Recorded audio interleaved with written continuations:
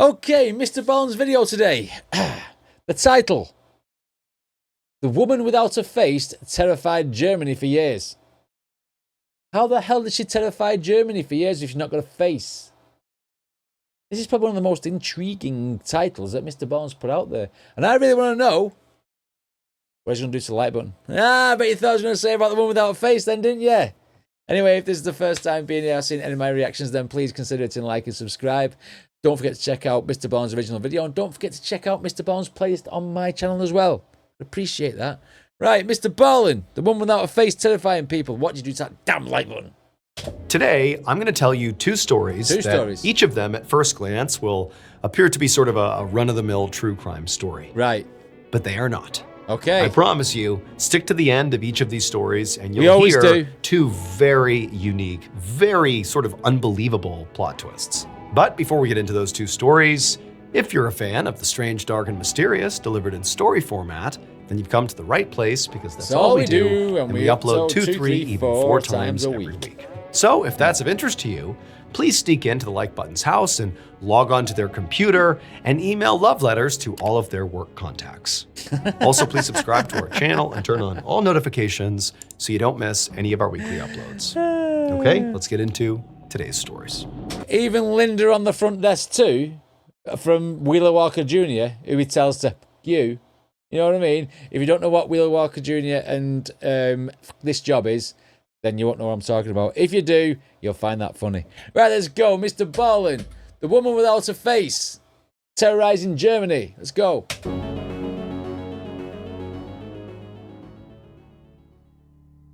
On the afternoon of April 25th, 2007, a 25-year-old police officer named Martin Arnold and his partner Michelle sat in their police cruiser in the parking lot of a public park in Heilbronn, Germany. They were on their lunch break, and Martin was eating a sandwich and looking out across the park, which was mostly empty because it was a weekday afternoon. So Heilbronn was a medium-sized city in southern Germany, and it was generally a pretty safe area. I mean, for the most part, the worst crimes committed here were like break-ins or muggings. So Martin and his partner, they didn't have a whole lot of action happening around them. However, something Martin and Michelle and basically all police officers, for the most part, in Germany were acutely aware of was over the last 14 years, all across Germany, there had been this rash of crimes ranging from, home invasions and robberies to at least 2 murders that had basically all been committed based on DNA evidence by the same person, this singular woman whose nickname was the woman with no face. And she still hadn't been caught yet. So she's a serial killer. In essence, all police officers in Germany were sort of like always on the lookout for this woman. She was like the most elusive and sought-after criminal in the whole country. But on this particular day, as Martin sat in his cruiser on his lunch break, he wasn't really thinking about how he might get involved in capturing the woman with no face. Instead, he was just worried about his sandwich. And so he went to take another bite of his sandwich when he heard the back doors of his cruiser open up. And he whipped around and he looked, and there were these 2 people who had approached the cruiser, and each of them were carrying a gun. And before Martin or Michelle could do anything, these people raised their weapons and they fired, and everything went black. Seriously? Within minutes, officers from the Heilbronn Police Department had swarmed the scene. They found Michelle, who was deceased from a gunshot wound to the head. And Martin had also been shot in the head, but he was still alive. He was just unconscious. And so an ambulance rushed him to the hospital while detectives taped off the crime scene and began looking for evidence. Some officers immediately began canvassing the area looking for potential witnesses. But because the park was basically empty all day, there was nobody who had seen the shooting. So obviously they've took an opportunistic moment where people have been sat in the cruiser, just walked up and shot a couple of coppers. What the hell? That's crazy. But because the park was basically empty all day, there was nobody who had seen the shooting. Other officers looked for footprints in the ground, around the car. They also began looking for fingerprints on the car, bullet casings, hairs, other fibers inside or outside the car. But there was nothing. And so at this point, the investigators are like, okay, all we know is there's been at least one shooter, maybe multiple, because they have not spoken to Martin, who's unconscious. They have no idea what he's seen. So they're seeing that at least one person has managed to come up to a police cruiser, undetected presumably, open up the doors, shoot both officers in the head, and then get away without leaving behind any obvious evidence. It just seemed crazy. Like, have we just missed something? Like, there's got to be something here that sort of points us in the direction of who was responsible. I mean, who's got the balls to do that? That's like something you'd see in an action film or like a Steven Seagal type film where people just walk up to people and shoot them in the head. To see it in real life, man, that's crazy. And so in a last-ditch attempt to find something helpful at the crime scene, one officer swabbed the inside of the car for potential DNA evidence. They knew that if there was DNA, it could belong to Martin or Michelle or anybody else who might have been inside of this car, and any of those people didn't have to be the shooter or shooters. They could just be people in the car. But it was possible that DNA found inside that car could belong to whoever did this. Okay. However, they wouldn't know about this DNA sample until the crime lab analyzed the swabs, and that could take a really long time. Right. But it was certainly worth it. And so they sent the swabs off for testing. While they waited for the DNA results to come in, the Heilbronn PD continued trying to find witnesses or any other helpful evidence. Sad there, innit? But they kept coming up empty. Their only potential witness here was Martin himself, but he was still in a coma at the hospital. It was not until weeks later that finally the police had something to go on, because the DNA results came back. And not only was there DNA found in the car, but what this DNA revealed sent the media into a frenzy and brought this investigation to the national level. At this time, it's mid-2007, and a 44-year-old German prosecutor named Günther Horn was sitting in his office when he got a call from his boss. And his boss told him, the woman without a face has struck again, this time in Heilbronn. Günther's eyes went wide, and he immediately sat up and listened really intently as his boss explained that 2 police officers in Heilbronn had been shot in the head while parked in their cruiser near this park. Right. And the woman with no face, her DNA had been found in the backseat of their car. Now, Günther had always been fascinated by the woman without a face, so he was ecstatic when his boss asked if he, Günther, would lead the investigation into this most recent crime in Heilbronn that was potentially connected to this woman, and to try to finally identify who she was once and for all. Got no face, though. Günther immediately said he would do it, and he got to work. Right away, Günther organized a task force to investigate this woman without a face. The task force was based in Heilbronn, but at Günther's command, detectives on the team began reinvestigating all these crimes from all over Germany that this woman was involved in. Okay. They searched for patterns, for evidence, or witnesses that maybe had been missed during the original investigation. And through this effort, this team was able to come up with a very rough idea of who this woman was. They knew that she was very likely a heroin user because police had once recovered a heroin needle with her DNA on it at a public park. They also knew she had a lot of criminal contacts because many of her crimes involved co-conspirators. But anytime police had interrogated her co-conspirators, they had refused to say anything about her. It was like they were afraid of her. And there were a couple of other details that struck Günther as being pretty odd. The only evidence this woman had ever left behind at any of these crime scenes was her DNA. And they didn't have a match in the database to pair it with, so they only knew she was a woman, but they didn't know who she was. It's crazy. In 14 years. That must be frustrating to have the DNA there. You've got all your little markers and everything to say that it's a woman, etc. But you can't, because you've got no match in the police database. She's obviously never been in trouble with the police. You can't match it to her. So you're sitting there with a clue that's freaking useless. That would annoy you. That would annoy you to fuck. She never left behind a fingerprint, a footprint, wow, hair, or anything else. So it seemed like, her crimes were extremely deliberate, very clean, very well planned. But also, she was clearly leaving behind her DNA at all these crime scenes.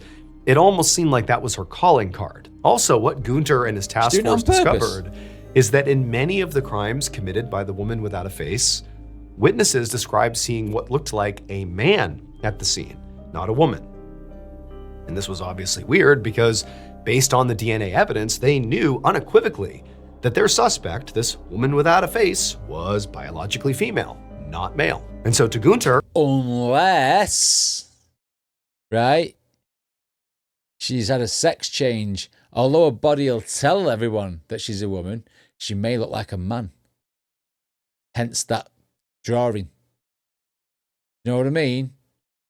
She might have had a sex change. That's my guess now.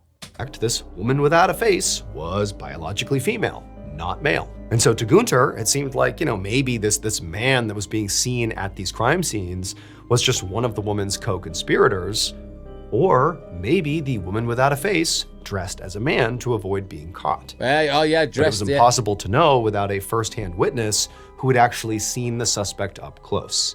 That was what Gunter really needed. And in late May, about a month after the shooting in Heilbronn, Gunter got a call about that exact type of witness that he was looking for. That same day, Gunter walked into a hospital in Heilbronn, and he saw Heilbronn police officer Martin Arnold laying in a hospital bed with his eyes open. He'd been in a coma for a month now after being shot, but he had woken up. And he clearly was Gunter's best chance of catching the woman without a face, because presumably before he was shot, he might have gotten a look at her. So he was that witness who might be able to describe her. He's lucky to be shot in the head. So Gunter, he walked over, sat. He is lucky to be shot in the head and waking up. Let's face it. He was that witness who might be able to describe her. And so Gunter, he walked over, sat down next to Martin's hospital bed, and he asked him to please tell him everything he remembered about what happened. And Martin, he was very distraught about the whole thing. He's just woken up. He's just learned that his partner has died. And so he's very emotional. But he ultimately tells Gunter that, realistically, he can't really remember what happened. He basically turned around. He saw there was, these two figures. But after he got shot, it was like he just didn't remember anything. And so realistically, Martin had almost nothing to offer, which meant Gunter was back to square one. For the next 2 years, Gunter and his task force worked tirelessly to try to catch the woman without a face. They spent millions of euros, clocked thousands of hours of overtime, and even offered a reward equivalent to $400,000 for information. Oh, if I'd known who he or she was, 400 grand, I'd be like saying, hey, it's such a body. Straight away. None of it led anywhere. And adding insult to injury was the fact that the whole time this investigation is going on, the woman without a face kept committing crimes. The task force connected her to at least 6 more break-ins, 1 more robbery, and another murder. And these crimes weren't even just happening in Germany anymore. They also found the woman's DNA at crime scenes in France and in Austria. So now the entire region was on alert for this woman who seemed like this impossibly cunning international criminal genius. And Gunter, he couldn't help but start to wonder if he would ever be able to catch her. But then, in March of 2009, Gunter got a call from a police officer in France. And what this officer told him would change everything. Oh, let's go. According to this officer, the French police were currently investigating a potential murder. They told Gunter that a badly burned body had been found in France, and it was so disfigured that for a while, all police knew was that it was a man. However, an asylum seeker who had come to France had recently been reported missing, and police wondered if maybe the body belonged to him. So, on a hunch, they had gotten his asylum application paperwork, which included his fingerprints, and they'd been able to lift a DNA profile from those prints. But when they had the DNA analyzed, the results didn't make any sense. And the French police were so baffled by these results that they were now calling Gunter, because they knew if there's someone who needs to know about this, it's Gunter. And so Gunter, after being fully filled in about the baffling results that they had found, he was also at first very confused. Someone's killed the killer. At the same time, he felt this new surge of hope.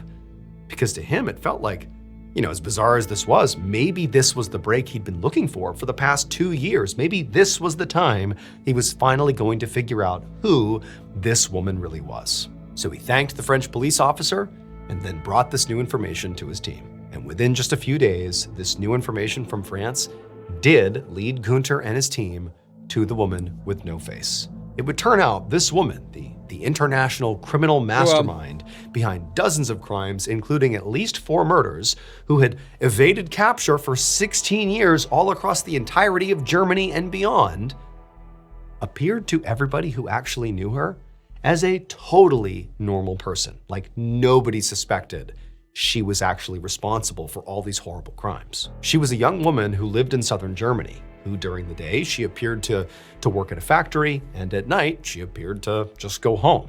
Like she lived a very ordinary life. And so again, nobody ever suspected her. But what the French police found when they analyzed the DNA from the missing man's asylum application was that that man's fingerprints somehow contained this woman's DNA.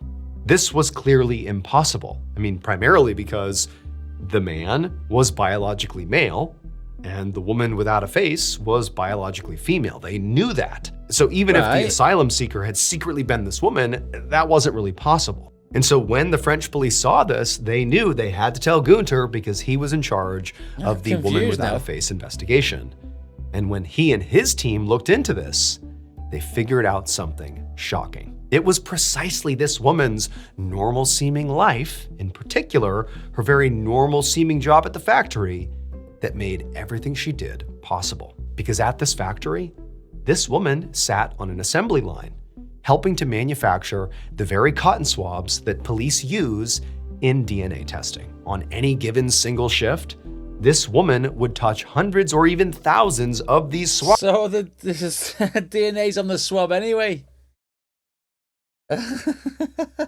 Swabs, and would accidentally leave her DNA behind on each one. There was no international serial killer, woman criminal mastermind parading around the whole country. No, there was just a lot of contaminated cotton swabs. Shit. And so in essence, police had wasted all this time, nearly 2 decades, millions and millions of euros, and thousands of hours of overtime, chasing a criminal who didn't exist. Wow. It was later determined that the police officer Martin Arnold and his partner Michelle were shot by 2 members of a neo-Nazi group. However, many of the other murders previously attributed to the woman without a face are still unsolved, primarily because police spent so long chasing the wrong suspect. So the leads have gone cold, wouldn't they, on the other ones, because they're still trying to chase someone who doesn't exist. Oh my God. Did she not wear gloves when she was putting these bloody swabs into containers? Today, the case of the woman without a face is considered one of the biggest embarrassments in German police history. On the show, they should be embarrassed. That was ridiculous. It's stories like that, which is why police in films are portrayed as idiots who chase the tail and never catch anybody. Isn't it? You know what I mean? Chasing fresh air. His clothes. On the afternoon of May 2nd, 1930, a middle-aged woman named Kim Soo-jin walked into her farmhouse in a small village called Bibongmyeon in what is now South Korea. She had spent the whole day working outside on her farm, and now all she wanted to do was grab some water, sit down, and finally just rest for a second. But before she could do any of that, she heard a knock at her door. And even though she was exhausted, the sound of this knock actually sort of energized her, because she was pretty sure that her 16-year-old son, Bak Chung-soo, had finally come home. So Soo-jin and her son ran this farm together, just the 2 of them. Right. And they really barely made any money doing it. In fact, a lot of the time, they didn't even grow enough food to feed themselves. So to try to make ends meet, Soo-jin's son had recently started a full-time job at an inn in town. And he also frequently did odd jobs in the village for extra cash. The problem was, Soo-jin's son would sometimes go straight from his job at the inn to one of those odd jobs, and he didn't always have time to stop by to tell his mother where he was going first. Right. And remember, this was 1930 in rural Korea, so it wasn't like he could just call her. And so basically, this mother was left to worry about her son kind of frequently. And over the past 6 days, that is all Soo-jin did, because she had not seen or heard from her son at all. And even though he did go, days at a time in the past, doing these different odd jobs, this stretch was a pretty long time for him to be gone. But she told herself what must have happened is he must have found work with a family who was, having him work and live with them full time. Right. This was just a great opportunity and he had taken it, and surely he would be home soon. And now it seemed like maybe, just maybe, he was home. So Soo-jin, she rushed to the front door, she opened. But now he's in a Mr. Ballen video, so, this doesn't hold any sort of hope for him being alive. Really now, does it? Maybe, just maybe, he was home. So Soo-jin, she rushed to the front door, she opened it up, and the smile on her face faded immediately, because it was not her son standing at the door. Instead, it was 2 police officers. And the first thing they asked her was if she knew of any teenage boys who were missing from the village. And Soo-jin told them that, she had a son of her own who was a teenager. He was 16. And the reality is she didn't know where he was, and he'd been gone for the past week. But don't worry, he wasn't missing. He was very likely just working for a family somewhere, and he'd be home soon. But after she said this, the police looked at Soo-jin with clear pity on their faces and told her they were so sorry, but they were nearly certain that her son had been murdered. Soo-jin just stared at them in shock and disbelief as they told her that a few days ago, during the time her son was gone, a teenage boy's body had been found on a nearby mountain. An autopsy showed he'd been beaten and strangled to death. Shit. And for the last couple of days, the police had been traveling all over the village, interviewing people and trying to figure out who this boy was. And based on everything they learned so far, Soo-jin's son was actually the only teenager in the area who wasn't accounted for. But hearing all of this, Soo-jin did not think this could be true. Her son stayed out of trouble and worked really hard. She couldn't imagine why anybody would want to hurt him. So lots of people get injured or murdered when they've done nothing wrong.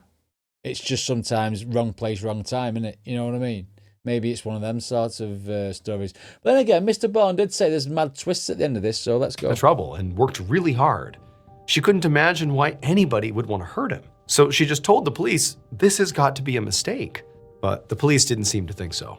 They just said that they needed her to come to the local hospital morgue to identify the body. A little while later, Soo-jin arrived at the hospital with the 2 police officers. And as they led her through the entrance, down a few hallways, and towards the morgue, she kept telling herself that her son was okay. He was still alive, and this really has to be some sort of horrible mistake. It has to be. But the second she actually walked into the morgue and saw the body lying on the table, her eyes welled up with tears because she knew it was him. It was her son. Damn. And to Soo-jin, this moment felt like leaving real life and entering a nightmare.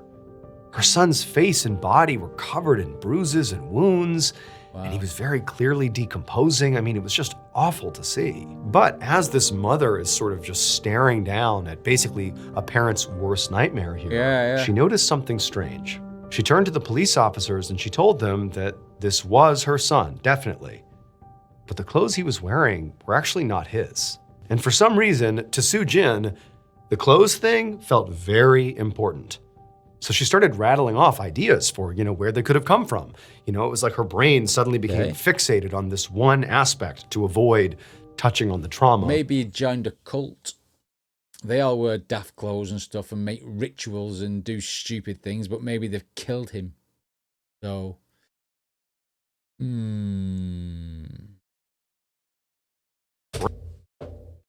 brain suddenly became fixated on this one aspect to avoid touching on the trauma of losing her son. She began telling them that, maybe the family he was working for let him borrow them, or maybe he bought them without her knowing, or maybe whoever killed him dressed him up for some reason. But when she said that last part, it was like all at once, the reality of her son being dead just came crashing down on her.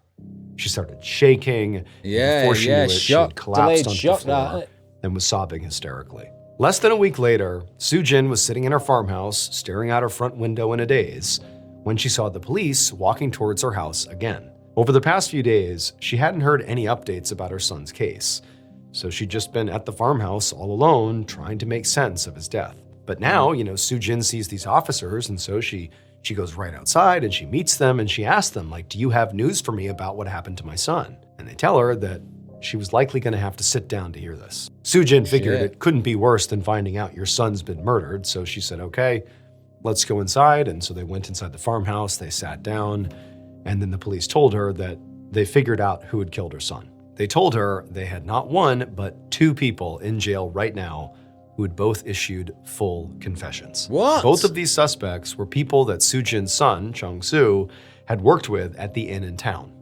One of them was a young man and one was a young woman. And apparently, Chong-soo had gotten involved in the woman's personal life. She was having an affair with a married man, but was planning to run away with a different man from the village soon. And Chong... Oh, so she was getting about, man. She was getting about. Why does it always come down to someone who wants to be cheating on somebody else? Why don't people just finish people if they want to be with somebody else? I don't get it. You're not happy? Move on. Don't cheat on someone because you could end up in violence. But was planning to run away with a different man from the village soon. And Chong-su had told the married man about it. When the woman found out that Chong-su had done that, she was furious. That's lighting the torch paper there, isn't it? Hi, Jack. Thank you for the triangles. Yeah. Don't get involved and then go and tell somebody when the rage kicks in. You know, anyone could be capable of anything. And when it's to do with someone cheating, you don't know how far they're going to get pushed. You know what I mean? It's an emotional thing, that. And about it. When the woman found out that Chong-su had done that, she was furious. So furious that she conspired with her co-worker, the young man, the other suspect, to kill him, to lure Chong-su out to the mountains under the guise of gathering wild vegetables. Oh, shit. And then when they got there, the man and the woman beat up Chong-su and then strangled him to death. This had all happened on the first night that Chong-su had left the farmhouse. Wow. So over that 6-day period, he pretty much went out and immediately was killed. And so over those 6 days, he was never, living with a family and working for them. He was just dead on the mountain the whole time. Shit. The police told Soo-jin that they had charged both suspects with murder. But after hearing all this, Soo-jin still had one question. What about her son's clothes? Was there anything in the suspect's confessions about that? But the police just shook their heads, no, and said the clothes didn't really seem relevant to the case anyway. And this time, even though Soo-jin, did feel like the clothes have to mean something, she didn't argue or even, try to come up with other theories about the clothes. She just sort of accepted what the police had told her. As horrible as it was to know that her son was murdered over something so petty, she was at least glad to know that his killers were behind bars. Soo-jin eventually got her son's body from the police, and she was able to bury him in the local cemetery. Wow. And then after that, she did her best to try to move on, but she never could. And as this nightmare kept happening night after night, Soo-jin slowly became convinced that her son was haunting her dreams. And so Soo-jin basically stopped sleeping, couldn't really eat, certainly couldn't work. Her farm fell into disrepair. She actually began to think she was just gonna wither away and die here unless something changed. I mean, this was horrible. She was overcome with grief and sadness and also just scared. These dreams were terrifying. But then on the night of October 18th, 1931, so about 6 months after her son was killed, Soo-jin woke up from yet another nightmare. When she opened her eyes, she saw this shadowy figure at the foot of her bed, and she immediately realized that it was her son's ghost coming to visit her. But Soo-jin, she wasn't scared. She actually felt tears welling up in her eyes, and she actually just began speaking. She told the ghost, "I love you, but you have to move on. You have to rest in peace now. You have to." Now, Soo-jin really didn't know what she expected to happen here when she began speaking to the ghost. But what did happen was definitely not something she would have considered. Because suddenly, the ghost opened their mouth and they spoke. And what the ghost said changed everything.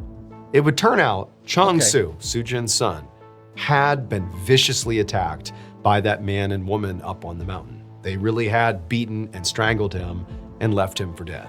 But he didn't die. He survived the attack.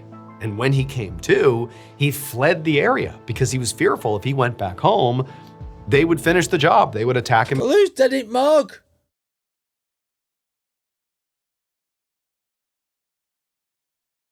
Right, well, go on. The area because he was fearful if he went back home, they would finish the job. They would attack him and kill him. So he didn't have a chance to tell his mom that he was basically on the run. And so for 6 months, he's living in random towns, doing odd jobs to survive. But eventually, 6 months in, he misses his mom, he misses home, and he goes back and he walks into a room in the middle of the night. He is the ghost. And when she said to him, "You need to rest in peace now," he just says to his mom, "I'm not dead." And he was just being honest. "I'm here, I'm back, I survived." It would turn out the body that was found on the mountain was just some other teenage boy who was never identified, by the way, who happened to be in the same area where he had been attacked. And so when word got out about this body being found on the mountain, the man and the woman who had attacked Chong-su, they're like, "Shoot, that's him, that was us." And they confessed to killing him because that's what they tried to do. They tried to kill him. It just They didn't kill him. Did they get released? It was some other body. And then when Soo Jin went to the morgue and saw this body, you know, it was decomposing and he basically looked like her son. And so she misidentified him. She thought it was her son, but it really wasn't. Oh, damn. And she fixated on his clothes and she was like, something's off. Well, she was right. It wasn't her son. Jesus it was Christ. someone else's clothes. And so in the end, that? the man and woman who had attacked Chong Soo had their murder charges dropped because they didn't commit a murder. And they were both ultimately released from jail after serving about a year in prison for the assault. As for the actual person who was found dead on the mountain, they were never identified and they were buried in a sort of unmarked grave. Oh, and the sad. location of that grave has been lost to time. And so even though we have the ability today to test for DNA, we're not able to exhume them because we don't know where the grave is. And so very likely we'll never know who that person was. Well, that's sad, though, isn't it? Everyone deserves to have the burial they deserve and to be remembered by people whoever they are. But I mean, how mad is that? How mad is that story? The fact that the whole coincidences, it was coincidence after coincidence. Like, he's not really dead. But Mr. Ballen led down the garden path like he was dead. She's identified him as her son, but the clothes were wrong, but it doesn't matter because it's still him. Don't know why he's changed his clothes. So I'm thinking like, oh, okay, maybe he's part of a cult or something, and that's his uniform. But then to find out that someone else had died, and she had misidentified him as her son, then he walks back in 6 months. Where the fuck have you been? She might have freaked when he walked in the house and tried to hit him with a bat and actually hit him and killed him. You know, because she thought it was like a ghost coming to haunt her. But I mean, apart from that, I mean, crazy, crazy stories. Mr. Ballen never ceases to amaze me. At least the main character didn't die this time. It was some other poor person who now we don't know where they're buried. Crazy. Anyway, what did you guys think? Let me know in the comments. Don't forget to check out the original video. Don't forget to check out Mr. Ballen playlist, which is right up there. And I'll see you next time.